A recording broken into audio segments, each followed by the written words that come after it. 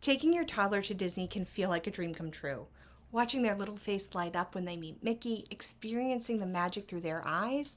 But let's be real, it can also feel overwhelming. From stroller struggles to meltdowns at nap time, a Disney trip with a toddler can either be an incredible memory or a stressful disaster. Luckily, with a little planning, you can have a magical, stress-free Disney vacation with your little one. Today, I'm sharing the best tips for navigating Disney with a toddler without the stress. I'm Christina. I'm a traveler, a planner, and most importantly, a mom. I'm sharing my best tips to make traveling as a family a little less stressful. So put down your phone, pack your bags, and let's showcase the world.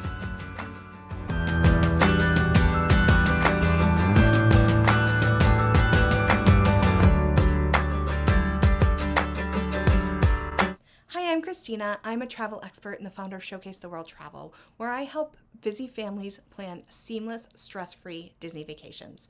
And as a mom who's taken my toddler to Disney multiple times, I know what works and what doesn't. From stroller tips to the best toddler-friendly attractions, I'm covering everything you need to know to make your trip as smooth and enjoyable as possible. And if you want a step-by-step plan to take the overwhelm out of planning, stay tuned for my free guide, 5 Easy Steps to a Disney Vacation Without Overwhelm. Okay, first let's talk about how long you should go. So many of my toddler families come and they're like, we don't think we can do a whole lot of park time, so let's go for less time. Or, let's spend more resort time. My recommendations are really, 3 to 4 park days, even if you're not going to all of the parks, because it seems long, but if you spend less time per day in the park, it gives you more downtime. I would say definitely do more half park days than full park days and rest days. So instead of doing full day, full rest day, if the ticket pricing isn't cost prohibitive, then definitely add more park days. And when you're going from like 4 to 5 days or 5 to 6 days, the cost per day is so minimal that it doesn't even feel like a difference.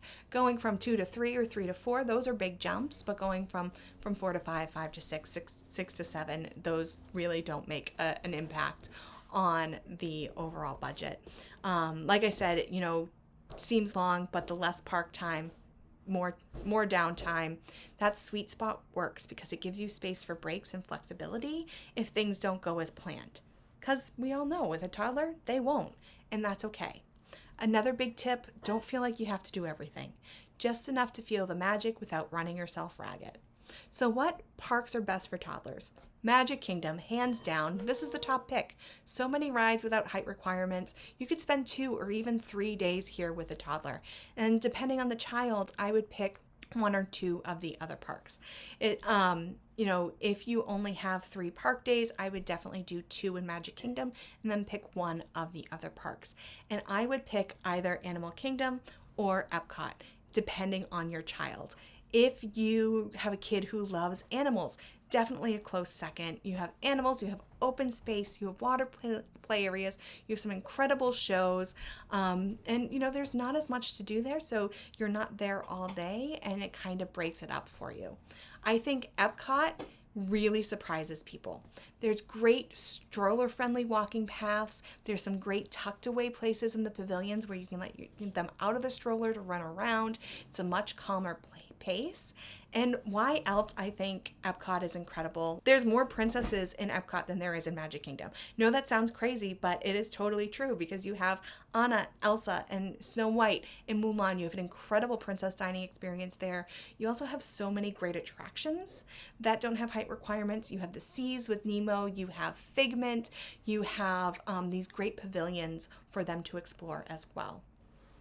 Hollywood Studios would be the one that I would definitely skip. It does have a few fun toddler spots, but might not be worth a full day unless you have older kids too. If you have a Toy Story fan, yes, you might want to check it out, but the rides are aimed more for preschoolers because they do have height requirements. The way that they try to get toddlers into that park is Hollywood and Vine does have a Disney Junior character meal. They do have a Disney Junior live on stage. It's great to add if you're park hopping, but it's not really worth the extra day for a ticket for Hollywood Studios with a toddler. So if you would love to see some of my toddler's favorite rides, you can check out this video that we did here.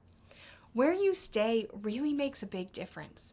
Walkability, the ability to get back and forth for naps, transportation with a stroller, it matters more than you think. Not having to fold that stroller to get on a bus to go to every single park.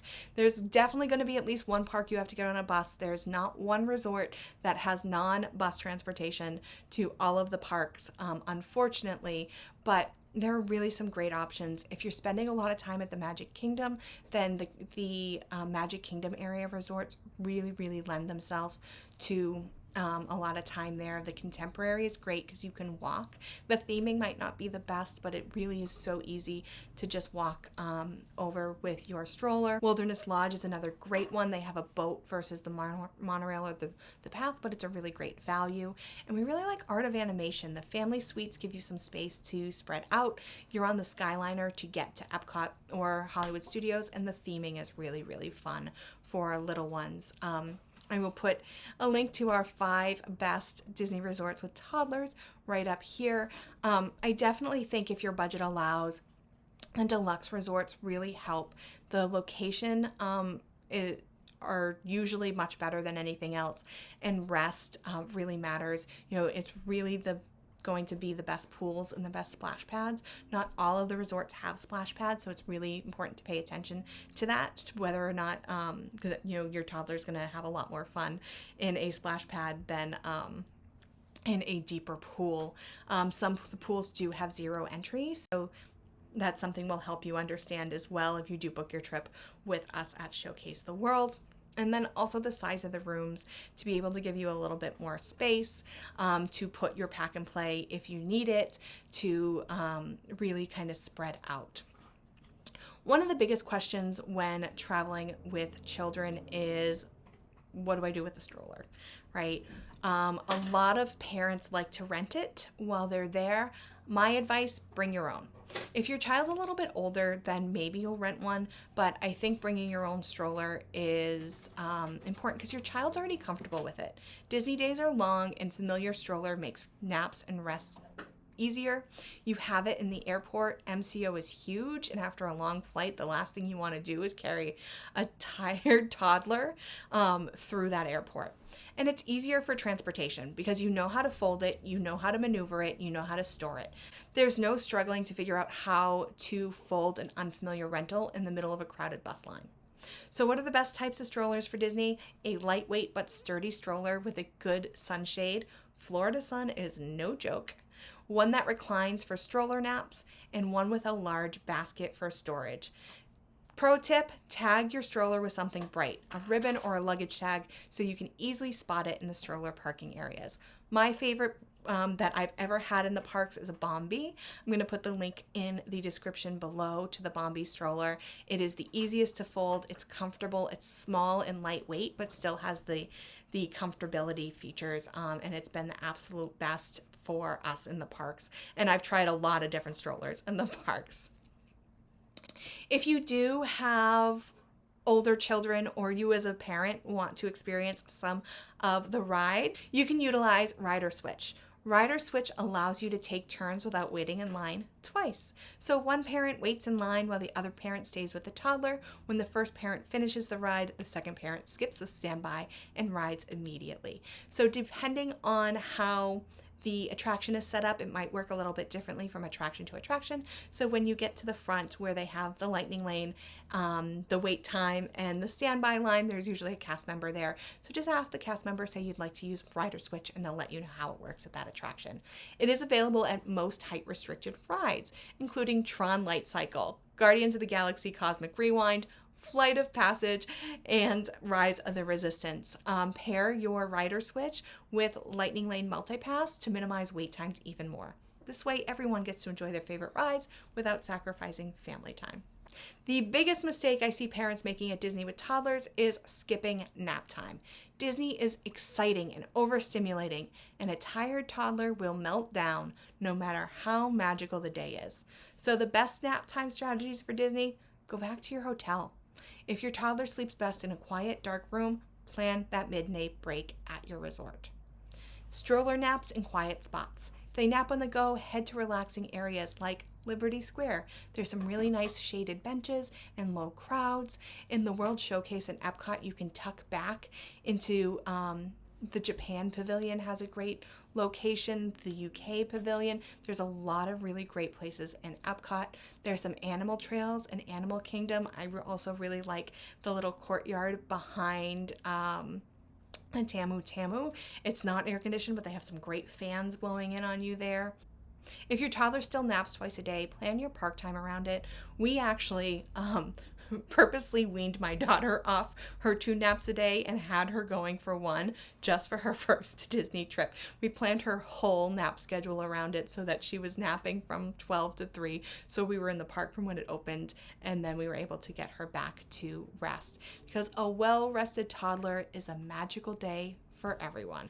Another concern I hear from parents is, will there be enough for my toddler to do? Oh my goodness, yes. Disney has so many fantastic rides for toddlers, and some are better suited for little ones than others. But some of the best rides in each park, the classics in Magic Kingdom, Dumbo the Flying Elephant, It's a Small World. My daughter actually really loved the Magic Carpets of Aladdin more than Dumbo, and she really liked the Tiki Room as well. So there's a lot of really fun things there. Be careful of Many Adventures of Winnie the Pooh. It's a little dark, and it might be a little bit scary. That was one that she did not love. Epcot has Frozen Ever After. That one could also get a little bit scary. The Seas with Nemo and Friends, Figment, the Grand Fiesta Tour in Mexico. Animal Kingdom has Kilimanjaro Safaris. It has the Festival of the Lion King show, the Finding Nemo show, and I can't wait to see what they replace Dinosaur Land with. My daughter did love Triceratops Spin. They're going to have a new Encanto house attraction, and they're going to have a new carousel, so I'm really excited to see that area. Hollywood Studios, again, they don't have a ton. Really, the only one that they have and does have a height requirement is Alien Swirling Saucers. The Disney Junior Dance Party would be the must-do. The character meets would be what I would do in Hollywood Studios. Toy Story Midway Mania is cute, but they can't really use the game mechanism there, so it's not as fun for them. And then Minnie and Mickey's Runaway Railway, supposed to be really awesome for kids, but that's one that also scared my daughter, and she didn't want to go back for years and years. There's also some great play areas in each of the parks. The parades are so much fun, and even if you don't do a ton of attraction, really mixing your rides with playtime and shows is going to fill your day with plenty of things to stay occupied. Planning a trip can feel overwhelming, and that's why I have a free guide to help you. It's my 5 easy steps to a Disney vacation without overwhelm, and it will walk you through how to choose the best time to go, how to book stress-free accommodations, and my top tips for making your park planning seamless. So just check the link in the description. Now, before we wrap up, here are a few more quick tips to make your toddler's Disney trip as smooth as possible. Use mobile ordering for quick meals. Avoid those long lines by using mobile order to grab toddler-friendly meals like mac and cheese, chicken nuggets, and fruit packs. Stay at a Disney resort for easy access. Being close to the parks make those midday breaks and naps so much easier. Bring noise-canceling headphones. Parades, fireworks, and indoor rides can be loud and overwhelming. A pair of noise-reducing headphones can really help them stay calm. Pack smart. Plan extra outfits and make sure that there's one in the stroller with you as well, because spills can happen. They might happen upon a play area with water, fountains, all of that, snacks. Disney allows you to bring your own. Get some groceries delivered to your resort. Here's a whole video on what we typically order, and a small portable stroller fan to keep them cool. Most importantly, be flexible. If your toddler is loving a certain ride, ride it again. If you need an extra break, take it. The goal isn't to do everything, it's to make magical memories. Thank you so much for watching. If you found these tips helpful, hit like, subscribe, and let me know in the comments. What's your top tip for a Disney trip with toddlers? Until next time, don't forget to take a break from the busy. Need help planning your next family vacation? Visit us at showcasetheworld.com to request a quote or schedule a free vacation consultation. Want more great travel tips? You'll find those there too.